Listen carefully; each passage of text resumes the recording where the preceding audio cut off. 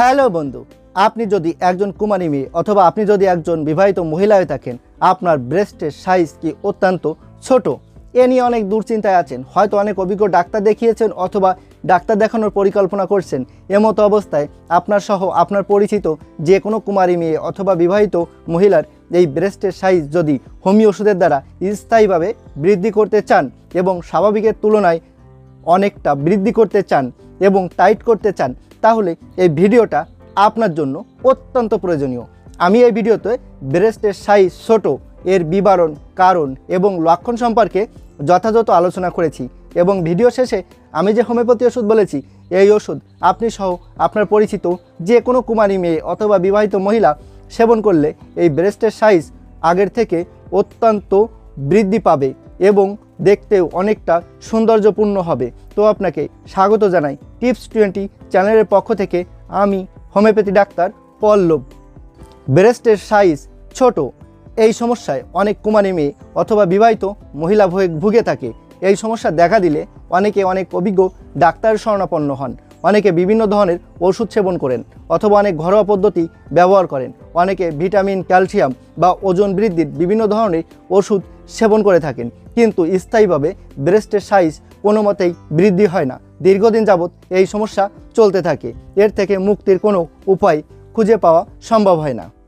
এই ব্রেস্ট ছোট এই সমস্যার কারণে অনেকের দাম্পত্য জীবনেও নানা রকম সমস্যার সৃষ্টি হয় এবং সঙ্গিনীর কাছে অনেকটা অপছন্দের পাত্র হয়ে যেতে হয়।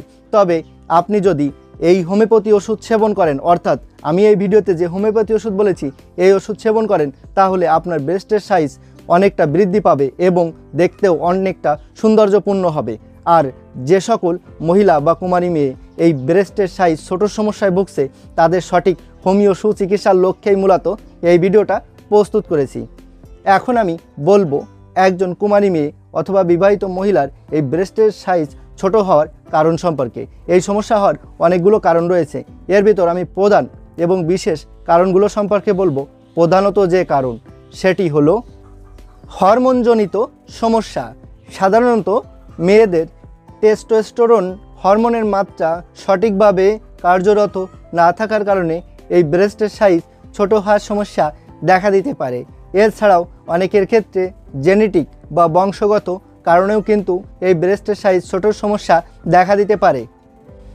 এছাড়াও অনেকের ক্ষেত্রে বিভিন্ন ধরনের বল ক্ষয়কারী পীড়া, অর্থাৎ দীর্ঘ সময় ধরে কোনো রোগ ব্যাধি বা অসুখ বিসুখে ভোগার পরবর্তীতে এসেও এই ব্রেস্ট ছোট হয়ে যাওয়ার সমস্যা দেখা দিতে পারে। এছাড়াও অনেক সময় মহিলাদের সন্তানকে দুধ খাওয়ানোর পরবর্তীতে, অর্থাৎ ব্রেস্ট ফিডিং করানোর পরবর্তীতে এসে এই ব্রেস্ট ছোট হয়ে যাওয়ার সমস্যা দেখা দিতে পারে। এছাড়াও হঠাৎ করে শারীরিক ওজন কম হয়ে যাওয়ার কারণেও কিন্তু এই ব্রেস্টের সাইজ ছোট হয়ে যাওয়ার সমস্যা দেখা দিতে পারে। এছাড়াও যাদের ওজন বা শরীরে চর্বির মাত্রা কম, তাদের ক্ষেত্রেও কিন্তু এই ব্রেস্ট ছোট হওয়ার সম্ভাবনা দেখা দিতে পারে। যে সকল কুমারী মেয়ে অথবা বিবাহিত মহিলা দীর্ঘ সময় ধরে বা হঠাৎ করে এই স্তনের সাইজ ছোট হয়ে গেছে এমন সমস্যায় ভুগছে, তাদের শরীরে অনেকগুলো লক্ষণ এবং উপসর্গ অনুভব হয়ে থাকে। হোমিওপ্যাথি ওষুধ সর্বদা লক্ষণ এবং উপসর্গের ওষুধ, তাই লক্ষণ এবং উপসর্গগুলো বিবেচনা করেই সর্বদা ওষুধ সেবন করতে হয়। বিভিন্ন ডাক্তার বিভিন্ন লক্ষণের উপর ভিত্তি করে বিভিন্ন ধরনের ওষুধ বলে থাকে, যেগুলো লক্ষণ মিলে সেবন করা কিন্তু খুবই কষ্টসাধ্য।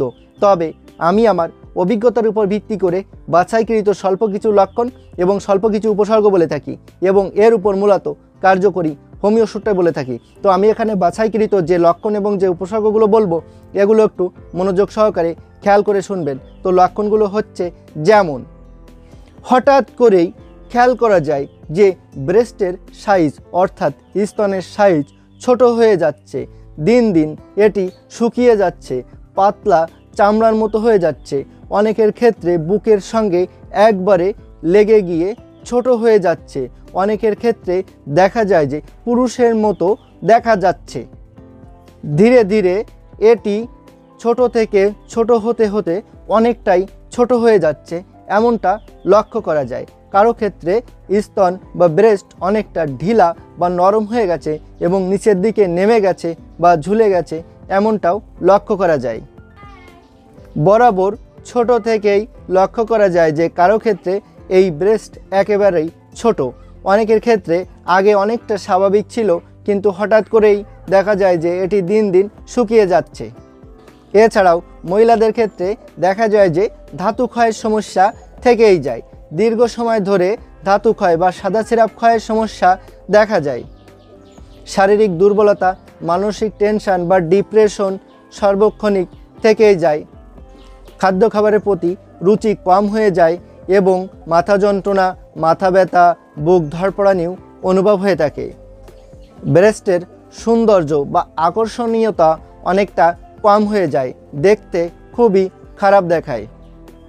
অনেক মহিলার ক্ষেত্রে খেয়াল করা যায় যে একটি বা দুটি সন্তান জন্মদানের কয়েক বছর পর থেকে এই ব্রেস্ট ছোট হয়ে যাচ্ছে, এমনটা লক্ষ্য করা যায়। যৌন উত্তেজনা বা মিলনের আকাঙ্ক্ষাও মন থেকে ধীরে ধীরে কম হয়ে যাচ্ছে, এমনটাও লক্ষ্য করা যায়।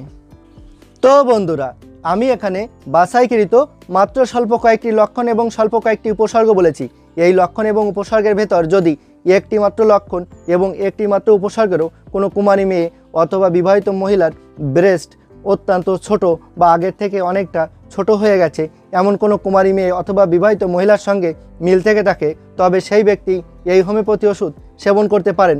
ওষুধ হচ্ছে আয়োডিয়াম 200 এবং এর সঙ্গে আরেকটি হোমিও মাদার ওষুধ এবং একটি হোমিও বায়োকেমিক ওষুধ সেবন করতে হবে। সেটি হলো স্যাবাল সেরুলেটা মাদার এবং আরেকটি হলো হোমিও বায়োকেমিক ওষুধ, সেটি হলো ক্যালকেরিয়া ফসফরিকাম 12x। এবার আমি এই তিনটি ওষুধ সেবন করার নিয়ম সম্পর্কে বলবো। এই আয়োডিয়াম 200 এই হোমিওপ্যাথি ওষুধটি 2 ফুটা করে 2 চামচ পানির সাথে মিশিয়ে সকালে ও রাত্রে খাওয়ার 1 ঘন্টা আগে দিনে 2 বার সেবন করতে হবে। এবং এই স্যাবাল সেরুলেটা মাদার এই হোমিও মাদার ওষুধটি 10 ফুটা করে দিনে 3 বার সকাল দুপুর রাত্রে খাওয়ার আধা ঘন্টা পর আধা গ্লাস পানির সাথে মিশিয়ে সেবন করতে হবে। এবং এই ক্যালকেরিয়া ফসফরিকাম 12x এই হোমিও বায়োকেমিক ওষুধটি 6টি করে বড়ি দিনে 2 বার সকালে ও রাত্রে খাওয়ার 1 ঘন্টা পর চিবিয়ে কামড়িয়ে চুষে খেতে হবে। এই নিয়মে এই তিনটি ওষুধ পর পর 10 দিন সেবন করতে হবে। 10 দিন সেবন করে 3 দিন বন্ধ রেখে পরবর্তীতে আবার 10 দিন সেবন করতে হবে, আবার 3 দিন বন্ধ রেখে আবার 10 দিন সেবন করতে হবে। এইভাবে রেগুলার এই তিনটি ওষুধ কন্টিনিউ 2 মাস সেবন করে যেতে হবে। তাহলে যে কোনো কুমারী মেয়ে অথবা বিবাহিত মহিলার এই ব্রেস্টের সাইজ ছোট হয়ে গেছে, তাদের ব্রেস্ট বৃদ্ধি পাবে এবং সৌন্দর্যও অনেকটা বৃদ্ধি পাবে এবং স্বাভাবিকের থেকেও অনেকটা বৃদ্ধি পাবে। তবে এই ওষুধ তিনটি অবশ্যই আপনি আপনার নিকটস্থ কোনো হোমিওপ্যাথি দোকান থেকে অবশ্যই ভালো কোনো কোম্পানির ওষুধ কিনে নেবেন।